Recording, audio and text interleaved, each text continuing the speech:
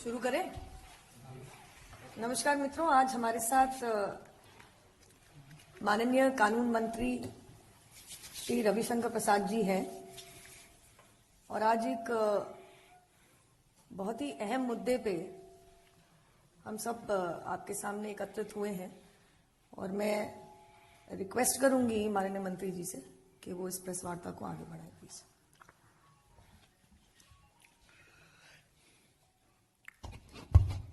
अनिल बलूनी जी और सभी मंच पर मेरे प्रवक्ता मित्रों, हम थोड़ा आपके सामने लेट से आए क्योंकि खेला की चर्चा तो महाराष्ट्र में बंगाल से होती है, लेकिन खेला महाराष्ट्र में भी चल रहा है। तो वहां के एटीएस की प्रेस कॉन्फ्रेंस थी, तो इन्होंने कहा देख लीजिए। तो मैं देख रहा था, लेकिन कमाल हुआ कि पुलिस के जो वरिष्ठ पदाधिकारी थे बोल करके बिना कोई सवाल लिए उठ गए। तो वो भी एक खेला ही है। आज कुछ मोटी बातें कहनी है, फिर जो आपके सवाल होंगे उसका हम उत्तर देंगे। परसों मैंने पटना में प्रेस की थी, फिर देवेंद्र जी ने मुंबई में प्रेस की थी। हमें लगा कि ये कहानी बहुत तेज चलेगी और ये अब ऑटो पायलट पर है ना। तो कब ये गाड़ी किधर से कैसे निकलेगी, अभी इसकी बहुत सी किस्तें आनी बाकी होंगी, इसलिए आपको हम डिस्टर्ब करते रहेंगे, ये हम आपको कहना चाहते हैं।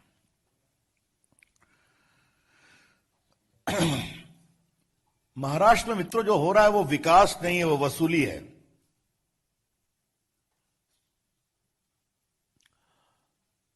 परसों अपने पटना के प्रेस में मैंने कहा था कि ये महा लूट अगाड़ी है। अब उसमें थोड़ा सा परिवर्तन किया कि महा वसूली अगाड़ी भी है। वसूली, वो एक कहावत है ना, democracy is for the government, for the people, by the people, है ना। तो एंड ऑफ द पीपुल। तो महाराष्ट्र गवर्नमेंट इज ऑफ वसूली, फॉर वसूली, बाय वसूली। ये इसका टेक्स्ट बुक केस वहां पर आ रहा है। अब देखिए ये बातें कैसे निकलती हैं। पहले क्या बात आई कि एक पुलिस ऑफिसर शक के घेरे में आया जिसका नाम है संजीव वाजे ना, सचिन वाजे, क्षमा करिए, आई स्टैंड करेक्टेड। दूसरी कहानी आई कि भारत के इतिहास में पहली बार हुआ कि एक पुलिस कमिश्नर, पूर्व पुलिस कमिश्नर ने लिखा कि होम मिनिस्टर साहब ने टारगेट फिक्स किया है मुंबई से 100 करोड़ रुपया पर महीने का। तो परसों हमने एक विषय उठाया था कि अगर महाराष्ट्र में मुंबई से सिर्फ एक मंत्री का टारगेट है वसूली का कोटा 100 करोड़, तो पूरे महाराष्ट्र का कितना है। और अगर एक मंत्री का कोटा है 100 करोड़, तो बाकी मंत्रियों का कुल मिलाकर कितना है। और यह भी सवाल उठाया गया था कि गृह मंत्री जी ये सिर्फ अपने लिए वसूली कर रहे थे, अपनी पार्टी के लिए या सरकार के लिए। इन तीनों का अभी तक कोई उत्तर नहीं आया।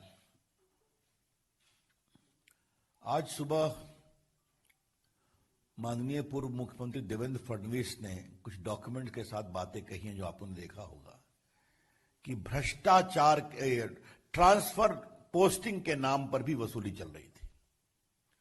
और वो छोटे मोटे ऑफिसर्स की भी नहीं, बड़े बड़े आईपीएस ऑफिसर्स की भी। और जो कमिश्नर सीआईडी थी एक रश्मि शुक्ला, उन्होंने पूरे मामले की तहकीकात की। उसमें बड़े रसूखदार लोग थे जिनके संबंध सत्ताधारी पार्टी के इर्द गिर्द थे और कुछ ब्रोकर्स थे। उनके पूरे डिजिटल कॉन्वर्सेशन भी लॉफुल तरीके से प्राप्त किए गए थे। और डीजीपी ने, सुबोध जायसवाल जी ने उसको भेजा एडिशनल चीफ सेक्रेटरी के पास, कृपया कर करके आप इसे मुख्यमंत्री के पास पहुंचाइए। यह कहानी 2020 की है। इतने बड़े महाराष्ट्र, ऐसे बड़े प्रदेश में आईपीएस और बड़े पुलिस पदाधिकारियों के ट्रांसफर पोस्टिंग में सीधा वसूली हो रही है। Extortion is being done. हमें उम्मीद थी कि मुख्यमंत्री कार्रवाई करेंगे, लेकिन दोषियों के खिलाफ कार्रवाई करने की बजाय एक ऑनेस्ट बहादुर महिला पदाधिकारी, रश्मि शुक्ला नाम है शायद, उसको सिविल डिफेंस का डीजीपी बना दिया गया, क्योंकि अपनी सीनियरिटी में वो उस स्तर पर पहुंच गई थी। और जो बताया देवेंद्र जी ने 10 फीट बटा 10 फीट का उसका एक क्यूबिकल था, और ये दोनों ने महाराष्ट्र छोड़ दिया। आज ये बताना जरूरी है कि ये दोनों डीजीपी और जो एक तो डायरेक्ट जनरल ऑफ पुलिस थे Subodh Jaiswal, I understand he is now in CISF DGP, और रश्मि शुक्ला इतना डिमोरलाइज्ड हुई कि वो सेंट्रल डेपुटेशन पे आई, शायद वो भी कहीं पर मुझे बताया गया है कि सीआरपीएफ या कहीं पर वो एडिशनल डीजीपी है। ये क्या हो रहा है महाराष्ट्र में? मतलब आप director general of police, Maharashtra ऐसे बड़े sensitive state, Mumbai is the financial capital of India, वहां पर डीजीपी अपने एक इमीडिएट नंबर 2 जो कि पूरे सीआईडी की हेड है, उसकी इंक्वायरी रिपोर्ट भेज रहे हैं सीएम को, बताइए, और कार्रवाई करवाइए। कार्रवाई तो दूर, दोनों इन ईमानदार अफसर्स को पनिश किया गया। ये इससे बड़ा दुर्भाग्य कोई हो नहीं सकता। अब थोड़ा मैं अपने इस पूरे विषय को एक ट्रायंगल के रूप में आप में प्रस्तुत करता हूं। सचिन वाजे सस्पेंडेड था लगभग 15-16 वर्ष तक, शिवसेना का मेंबर बनता है, उसको कोरोना काल में रीइंस्टेट करते हैं। क्या कहते हैं? बहुत से पुलिस वाले बीमार पड़ रहे हैं, इसलिए उनकी जरूरत है। रीइंस्टेट किया तो सिर्फ एक इनको किया और 4 कांस्टेबल को किया। ये रीइंस्टेट होने के साथ एंटिया का घटना सामने आती है, जो जिलेटिन बार मिली है, एक्सप्लोसिव सब्सटेंस है। उस पर भी एक विषय मुझे कहना है, अभी मैं आऊंगा। और उसके बाद उन्हें 100 करोड़ वसूली का टारगेट दिया जाता है, क्योंकि जो इनका अतीत रहा है उसके बारे में बात निकलेगी तो बहुत दूर तक जाएगी, तो ये डिलीवर कर सकते हैं। उनको दिया गया, जो पुलिस कमिश्नर ने बताया। अब मैं ये जो टारगेट की बात की जा रही है, इसके पहले मैं एक बात आपको बताना चाहूंगा, और ये बात बहुत गंभीर है। आपको मालूम है वो जो कि जो हमारे स्कॉर्पियो गाड़ी मिली थी उसमें जिलेटिन मिला था, ठीक है, याद करिए आप। ये एक्सप्लोसिव सब्सटेंस है, और नेशनल इन्वेस्टिगेटिव एजेंसी में ये एक शेड्यूल्ड ऑफेंस है कि कहीं पर अगर कोई एक्सप्लोसिव सब्सटेंस मिलता है तो उसकी जांच एनआईए करेगी। एनआईए उसकी जांच कर रही है, ठीक है। और एनआईए के सेक्शन 8 में एक बात का और प्रावधान है कि अगर कोई कनेक्टेड ऑफेंस होता है तो उसकी भी जांच एनआईए ही करेगी। ये जो उस गाड़ी का मालिक है, इसका नाम मनसुख हिरेन। अभी जो प्रेस कॉन्फ्रेंस थी एंटी टेररिज्म स्क्वाड महाराष्ट्र की, वो उसके बारे में थी, उसमें भी सचिन वाजे का नाम आया है, वो एक अलग विषय है। लेकिन जहां तक मेरी जानकारी है, एनआईए ने रिक्वेस्ट किया है अंडर प्रॉपर ऑथराइजेशन कि इस मनसुख हिरेन के मृत्यु या हत्या की जांच हमें दे दी जाए, क्योंकि उसके तार जुड़े होंगे। वो अभी तक महाराष्ट्र सरकार ने एनआईए को नहीं दिया है। क्यों नहीं दिया है?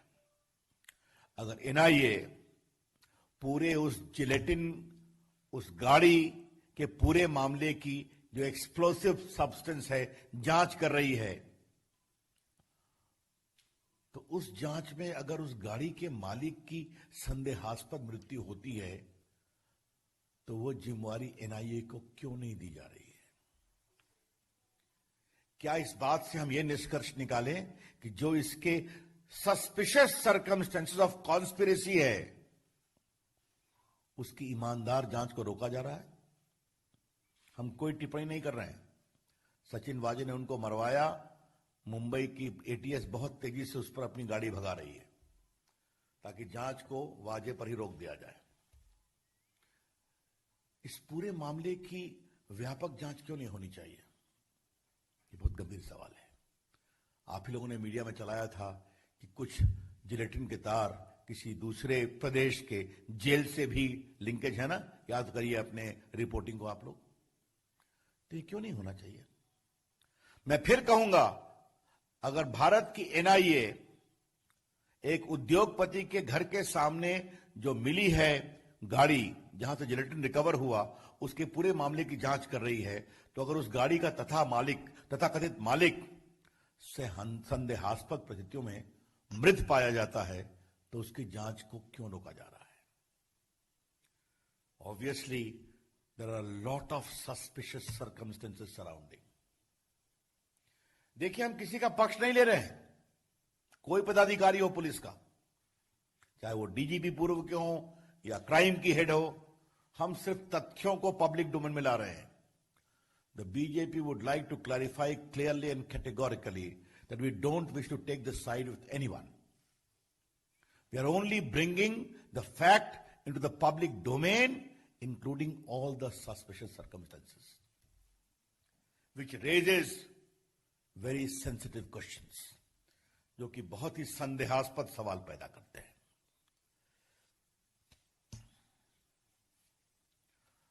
अब इससे एक और सवाल निकलता है,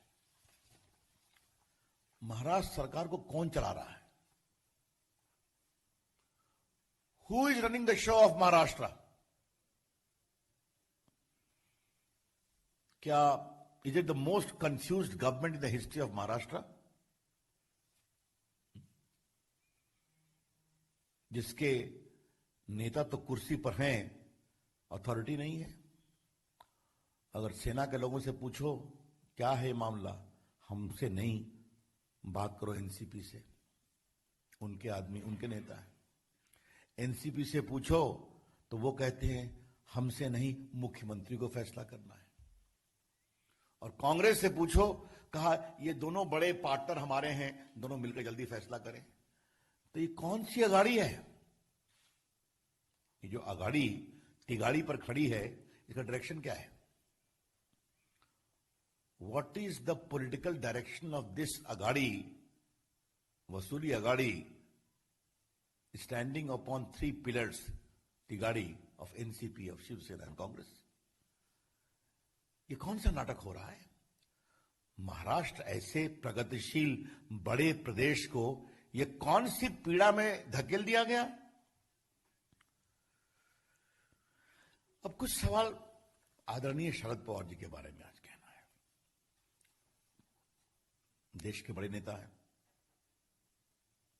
4 बार मुख्यमंत्री रहे हैं, भारत सरकार के रक्षा मंत्री रहे हैं, विपक्ष के नेता हैं, और देश में उनका एक सियासी रसूख है। ही surely enjoys the political credibility. अब कल उनसे क्या बुलवा दिया गया भाई? शरद पवार जी की ऐसी क्या मजबूरी है कि देशमुख जी गृह मंत्री को इतना डिफेंड कर रहे हैं, वो भी गलत तरीके से? पहले कहा गया क्वारंटाइन में है, तो मालूम हुआ प्रेस कॉन्फ्रेंस कर रहे हैं। अब आप लोग इतने अनुभवी पत्रकार हैं, आप सबों ने कोरोना को देखा भी है और झेला भी है। आप जरा हमें एक चीज बता दीजिए, अगर कोई व्यक्ति कोरोना से ग्रसित है जो अपने घर जा रहा है आइसोलेशन में, तो उसकी प्रेस में आप जाएंगे क्या? उसकी बाइट लेंगे क्या आप? ये क्या कहा जा रहा है भाई? और वो भी ऐसे गृह मंत्री जिन्होंने कोई कोरोना किट भी नहीं पहना हुआ था, याद है ना? हम तो आज हवाई जहाज में चलते हैं तो एयर होस्टेस कहती है, सर हेड गियर पहनिए, डबल मास्क लगाइए। कुछ लोग किट पहनाती है और एयरपोर्ट उतरिए तो वहां डब्बे में डाल दीजिए। और यहां स्वनाम धन्य गृह मंत्री अनिल देशमुख जी नागपुर के अस्पताल में भर्ती हैं, कोरोना से पीड़ित हैं, होम आइसोलेशन में जा रहे हैं और प्रेस कर रहे हैं और पत्रकार खड़े हैं उनके सामने में। कमाल है भाई, किसे मूर्ख बनाया जा रहा है? इस सवाल का जवाब तो शरद पवार को देना पड़ेगा। अब बाकी तो देवेंद्र जी बोल चुके हैं, तो मैं क्या बताऊं कि मुंबई की पुलिस, सब लोग जेड प्लस के हैं, जितने 5-7 लोग, उनके पूरा मूवमेंट वो रिकॉर्ड करते हैं।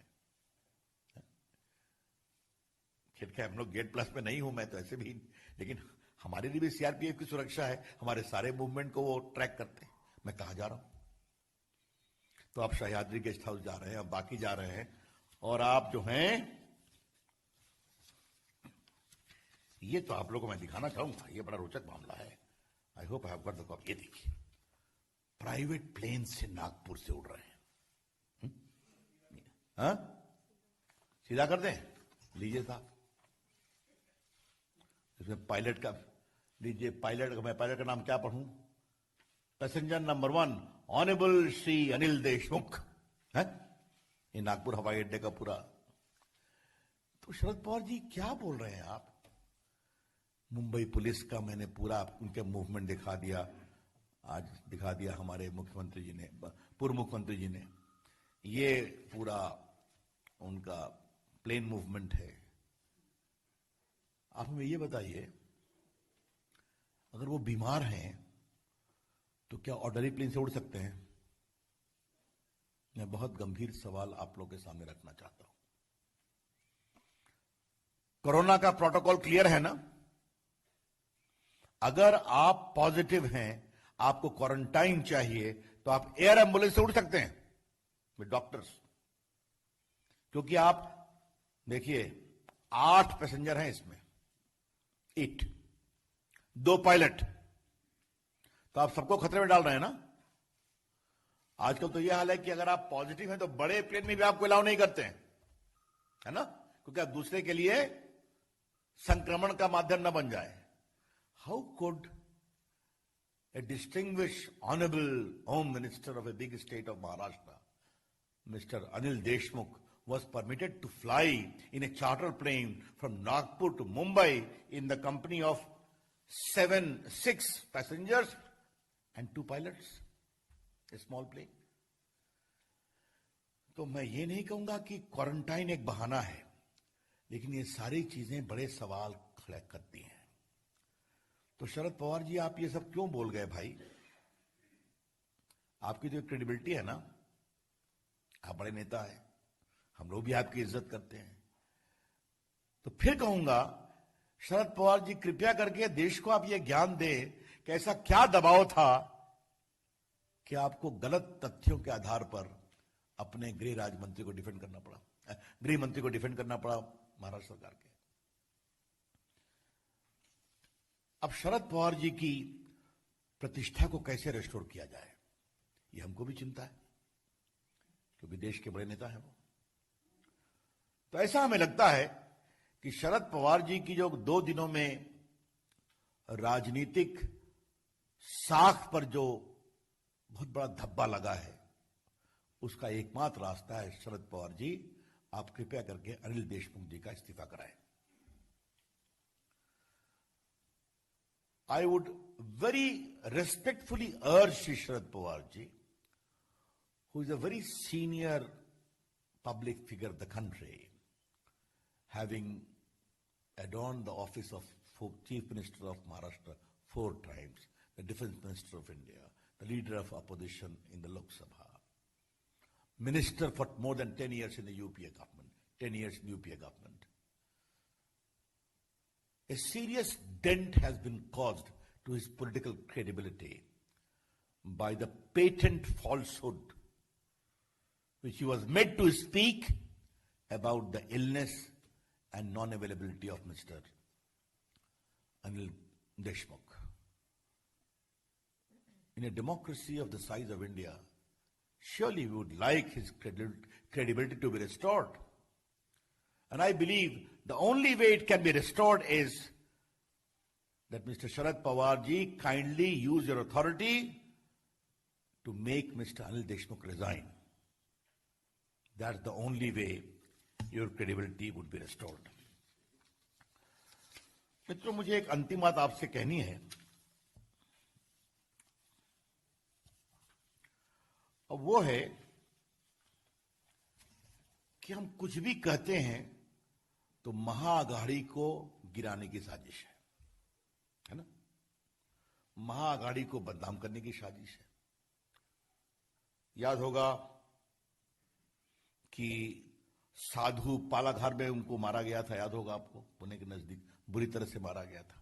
देश में बहुत चिंता हुई थी, उस पर डिमांड किया इंक्वायरी होनी चाहिए।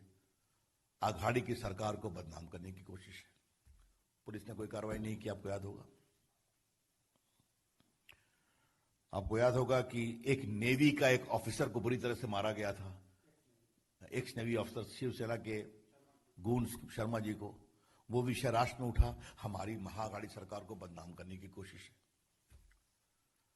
सुशांत सिंह राजपूत के दुर्भाग्यपूर्ण आत्महत्या को लेकर देश में एक जबरदस्त गुस्सा था, उसका मामला चल रहा था, तो महाअघाड़ी सरकार को गिराने की कोशिश है।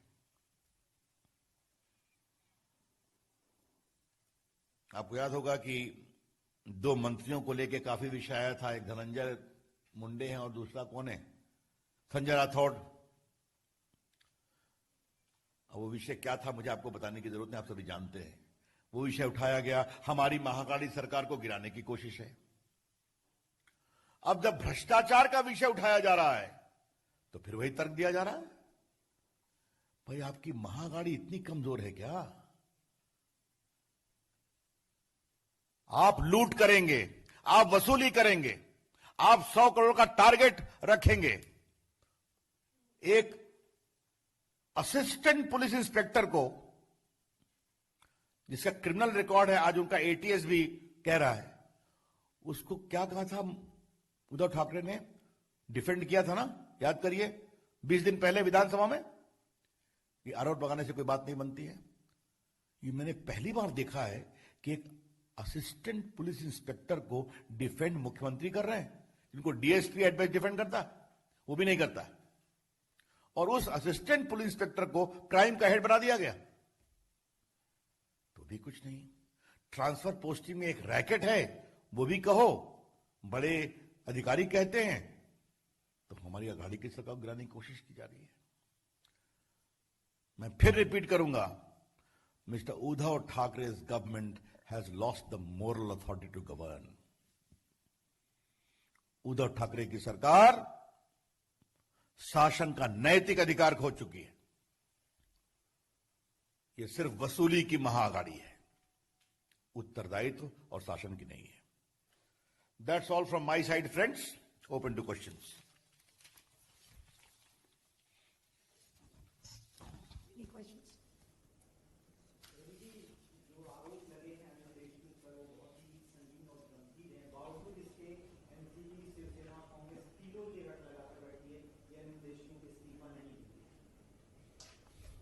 ऐसा है, ये तो उनका दृष्टिकोण है, लेकिन जो परिस्थितियां बन रही हैं, वो जितना उनके दीवार बनकर खड़े होंगे उतनी ही उनकी दीवार कमजोर होती जाएगी, पूरी महाअघाड़ी की।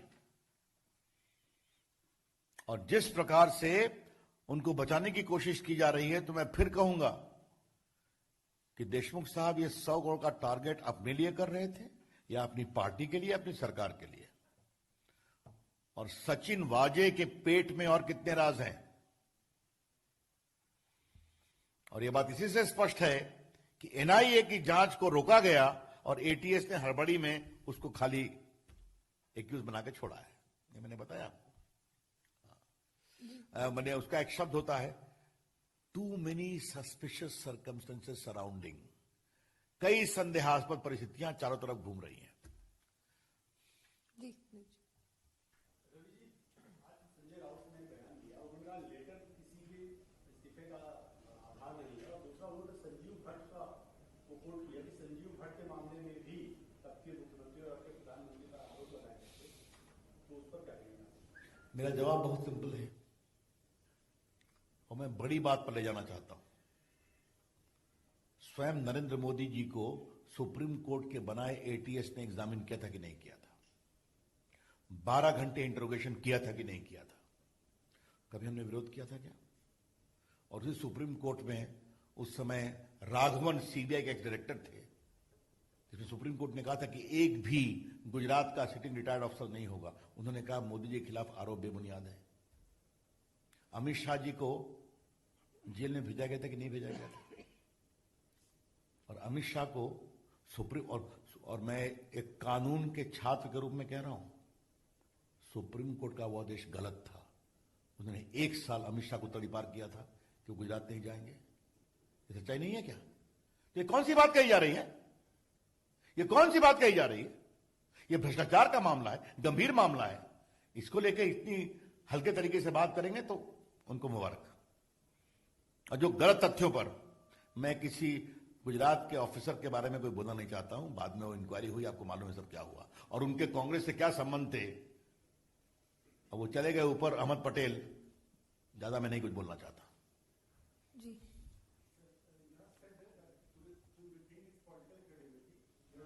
Sharad Pawar to take action for the stepping down of Vishnu.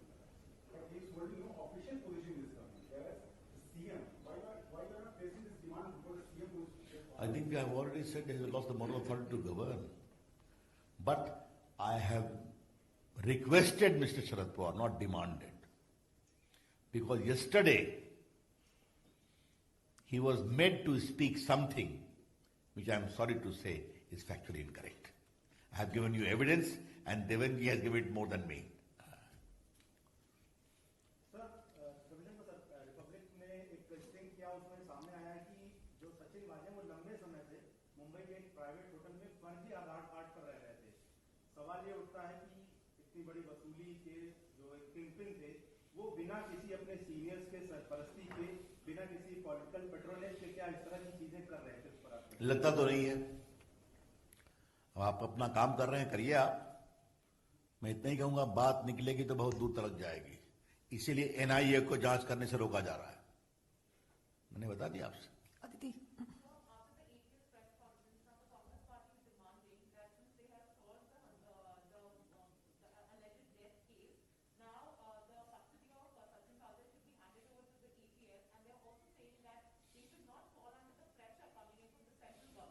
Who is pressurizing? No. If they are so much clear, then why NIA is being stopped from taking over the probe relating to the death of Mansukh Hiren, which they are legally entitled to do under Section 8 of the NIA Act, being connected offence. अच्छा ठीक है, all right. Is it interference? Then why was the investigation of procurement of gelatin and the Scorpio car was given to NIA? Scheduled offence. Therefore, half you do, half we will do. Because the first half may link to the second half. That's the issue.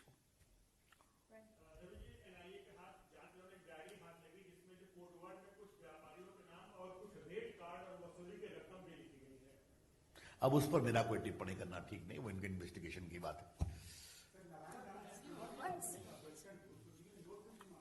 चलिए last question. 1 minute और कुछ. Anything on this? Yes.